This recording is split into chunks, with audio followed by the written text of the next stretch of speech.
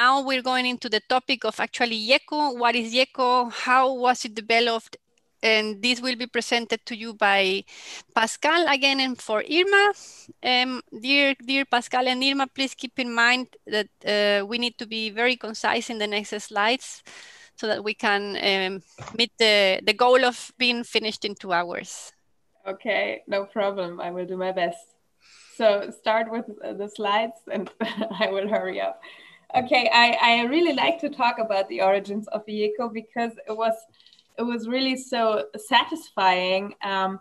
I, as a regional officer for Latin America, which means that I am responsible for knowing all about cooperation of KIT members with Latin America, I noticed that there's a lot of people who individually have contact with Chile and are doing research projects together. So in October 2015, we had a big meeting with everybody interested in collaborating with Chile, and we thought that we could really make use of these individual contacts and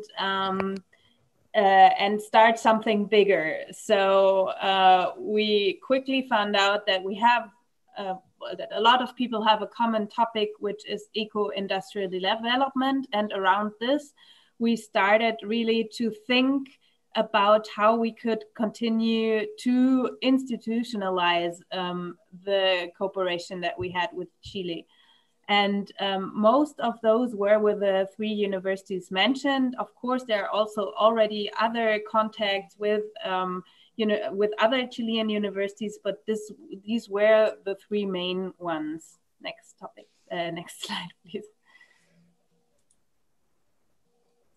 So we were lucky because just in that time where we found out that there was a common topic, that there were common partners, we had the right call of BMBF, which is the Ministry for Research in Germany, and which was about creating a structure of cooperation with partners in Latin America. So we luckily, Andreas decided that he could be the scientific spokesperson of the Chile cluster and then also for the proposal.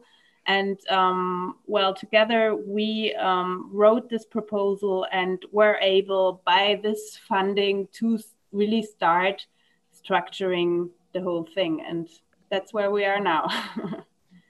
Irma is going to take over. Yes. Thank you, Pascal. So this proposal was successful and the project started in 2017. We listed here the positive effects that took place right after the proposal or the project was won. And we could observe a stronger commitment by the partners, and the network evolved. The existing ties were strengthened and there were also new ties formed. We also added a few new associate partners and strategic partners, but Gabi will talk about that later. The researchers submitted various project proposals and joint papers. And obviously the funding was also a positive effect. The initial phase of 2 years, 2017 to 19, was successful, and that's why the project entered into the consolidation phase and now runs until 2023. 2 years ago, KIT also decided that Chile would become a strategic partner. The KIT has 4 strategic partner countries for international cooperation, and now Chile is one of them. Next slide, please. This is a little map to show you how the network evolved. In the beginning here, it was 2017. This is the initial network. As you can see, the logos of the universities and a few new partners. And then you see end of 2019, that was the end of the first phase. Then lots of strategic partners were added to the project, such as, let's say Sofofa or a few companies. Also, Open Forest is a small company, Corfo, which is the Agency for Economic Development, and so on. Next slide is a little, that should just give you a little idea of what the project did over the last few years. The picture in the middle, that's in Chile. It's in the German embassy. We were invited to a little dinner, and in the middle, that's the German ambassador.